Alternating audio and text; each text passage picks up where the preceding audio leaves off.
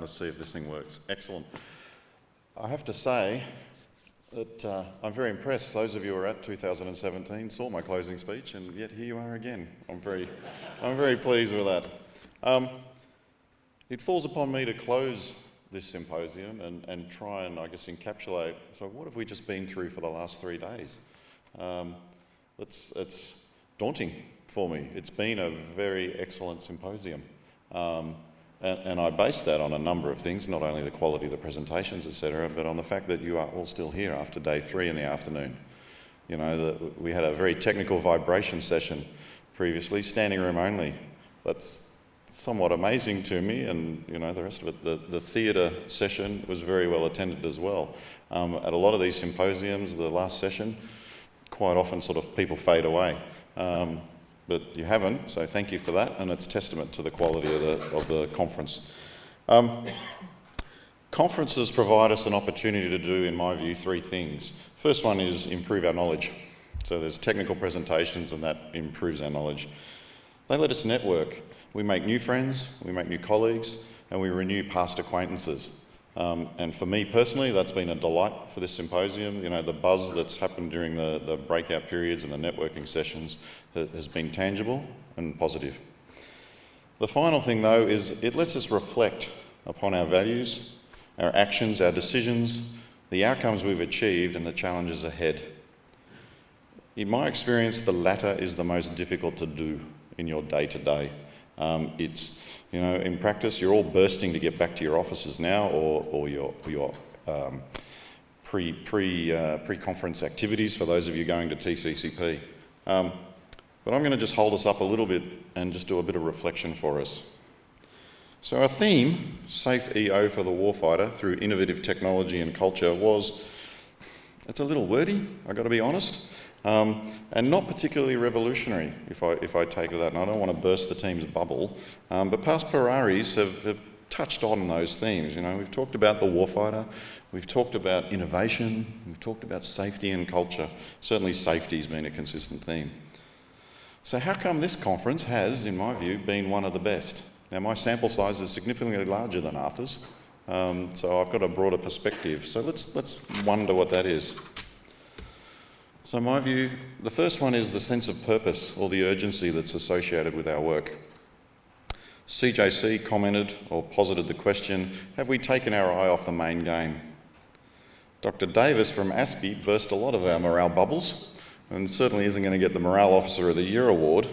But he talked about our changing strategic context, the rapid change within that context, the growing potential for major war, the fact that there was a grey war underway now, our technology edge is under threat, weapons such as hypersonics, swarming drones, and autonomous weapons are going to be a reality. We can talk about the ethics of it. Well, there'll be lots of debates about that, and in an open society, those debates should be had. But I don't think it would be. I think it would be remiss of us to assume that those things aren't going to happen, because if we don't start looking at how we adopt them, our adversaries certainly are. Dr. Stern indeed observed that success will go to those that integrate and adapt to new technology.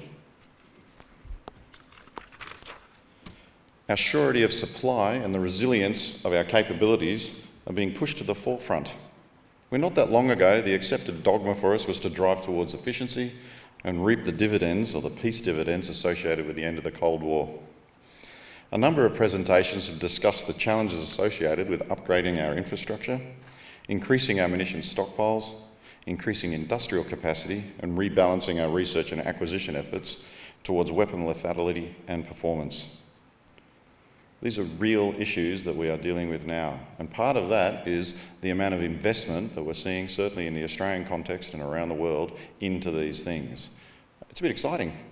Right? It's real, it's tangible, and it's exciting. Our logistics reform project is delivering a significant increase in infrastructure across Australia. It's over $200 million worth of investment just for this project alone. It's introducing step changes in the depot capacity that is run by one of our strategic partners, Thales. That's exciting to see. I use the example of Amberley. Their ammunition processing facility is 2 shipping containers currently bolted together with some stuff put inside. There's a purpose-built facility now there for them. That's exciting. In my role, overseeing and managing my branch, I have a number of hats, which gives me a little bit of a different perspective. But I cover off areas of munitions logistics, munitions testing, explosive ordnance program management, including sponsorship of the 2 defence-owned munitions factories. It's an exciting time, replete with opportunity, significant investment, etc. Then I put my safety regulator hat on.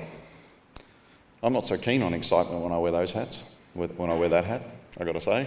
I don't like having exciting days when Arthur comes in all excited. It's not a good day for me when that happens.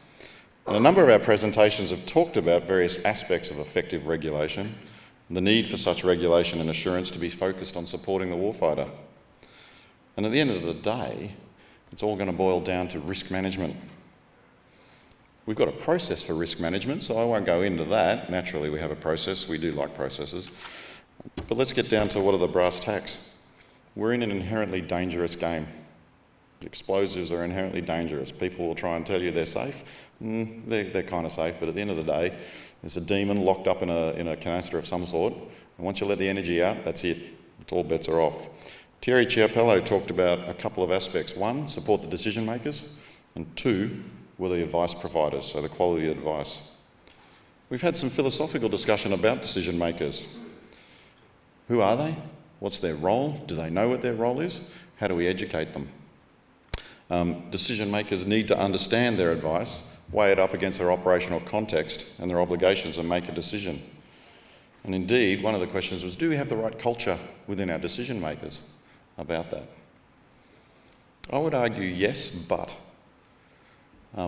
there's been a number of instances within the Australian paradigm, and some of them have been touched upon on in the presentation. So, bomb management, issues around storage, artillery fuse challenges, construction activities and restrictions. In the main, our decision makers hear our advice. They listen to it and they act upon it. We're spending significant amounts of money addressing some of those very safety issues that we've raised. It's not always easy, don't get me wrong, but in general, at the senior levels, there's a positive culture there. So all good? Well, not really. The advice has to be credible and timely. As our time gets compressed, our comfort levels certainly get put under pressure.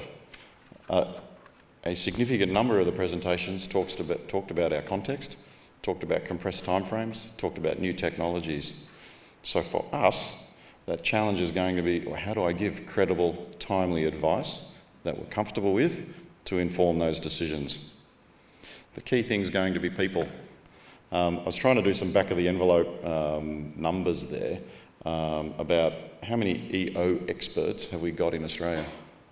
I think, based on looking around at various industries and all the rest of it, it's probably in the 2,000 to 3,000 people. Well, 400 of them were attending this conference. That's a significant percentage. The intellectual capital for this country's munitions industry and how we do things safely, certainly from the defence perspective, is sitting in this room. So the challenge for us is, how are we going to react and how are we going to respond? We've heard from Bob McNaught talking about, suitably qualified and experienced people. It sort of rolls off the tongue. In my view, the qualified bit is relatively straightforward. There are a number of competency frameworks out there. There's a number of training courses, etc. We need to map that better within our continuum, but I think it's relatively straightforward. The biggest challenge for us is, how do we improve on the experience? I don't have the answers for this, but I think collectively in this room we need to have a think about it over the next 12 months. And when I talk about experiences, I'm talking about providing our current and future leaders the relevant experience so they can make those develop that informed risk advice. If I look certainly within our CAS-G environment and the work we're getting engineers to do, a lot of focus on checking design standards, managing contracts, doing whole-of-life pieces and all the rest of it, and I know they're doing a lot of work in that space. But where do they get the hands-on experience? Where do our military practitioners get hands-on experience around some of these issues? The knowledge is scattered amongst us, but I don't know that we're producing well-rounded people at the top end that have got an appreciation of some of those things. One of the initiatives we did recently with Joint Proof and Experimental Unit was to get some Air Force engineers into there. It was predominantly land, Army and an APS workforce with some contractor support. We've got some Air Force engineers in there, and certainly the feedback I've been getting on that is very positive. You get hands-on experience seeing what happens with explosives, seeing what happens when you test it, when you put it into the extremes. That sort of work, industry placements within depots, etc., I think are options that we need to look at and look at seriously to make sure that we've got the right experience to let us inform those decisions credibly and in a timely manner. So you'll see effort on that over the next 12 months. So that's the planned experience sort of thing, if you like. There's also the unplanned experiences, and we've had a number of presentations about unplanned experiences, and indeed this takes us into the human dimension. The theatre-based learning that we've experienced has been, for me, is always impacting on me. It triggers emotion, it triggers an emotional response and brings back that human dimension for us. The last session we saw, one of the little vignettes was about a submarine accident that the British tragically had. There was 2 photos of the sailors that were killed. The comment was, those are young kids. These are the people we're talking about. Young people, professionals, but young, from my perspective. They're all looking young nowadays. But it brings us that human perspective that again reminds us what it is we're doing for. The dinner last night at the War Memorial, for those that paid the ultimate price, but let's not forget those that were injured and have to cope with it when they come home, and their families, and that. So our business is serious, it's inherently risky, and we've all got a part to play in ensuring that we provide the best and the safest equipment that we can for the warfighter. As a nation, we are providing a key element that's ensuring the security and the sovereignty of us. This is going to challenge us. It's not going to be a light challenge, and we must collectively act to ensure that we can do that and rise to it. I've got to say though, the buzz from this conference gives me the confidence that we've got the right attributes and the right people in the room. The collegiate nature of this, the nature of the discussions you're having is quite inspiring and indeed quite humbling for me. I'm delighted that we've got that. There's more for us to do, but I think we've got a solid foundation onto it. This symposium's been a great success. It's been well balanced, and I think we've hit the theme. So whilst the theme was a little bit clunky and inspiring, it's relevant. It hits those key themes for us: safe, EO, warfighter, innovation, culture. So I think it's an excellent theme. It's just a bit wordy for me. I don't know how you work that. But I thinking ahead, I wonder in 2 years' time, well, how do you come up with a new buzzword theme? I'm not sure we need to be honest. I think that hits the main goals.